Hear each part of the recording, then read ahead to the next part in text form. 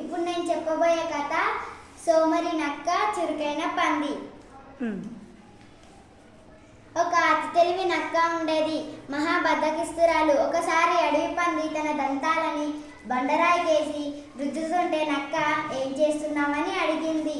నా దంతాలకి పదును పెడుతున్నాను అంది పంది. ఎందుకు అని నక్క మళ్ళీ అడిగింది.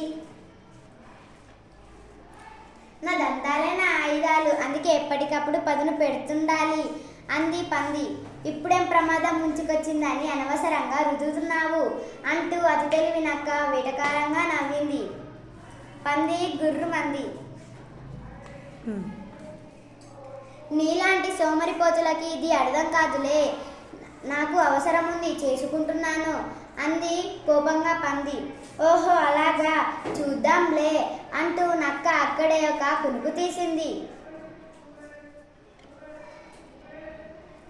కాసేపు అయ్యింది. ఒక వేటగాడు అడవి పందిని చూసి దాని మీదకు బాణం వదిలాడు. వాని చూస్తేనే పంది గుర్రుమంటూ వాడికేసి దూకింది. దాని కోరపలు చూసి వాడు భయంతో పరుగు తీశాడు.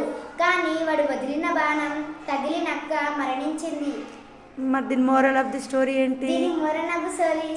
ఏంటి? నక్క చురుకైనది, నక్క సోమరిపోతు నక్క అసంటిది ఉండకూడదు.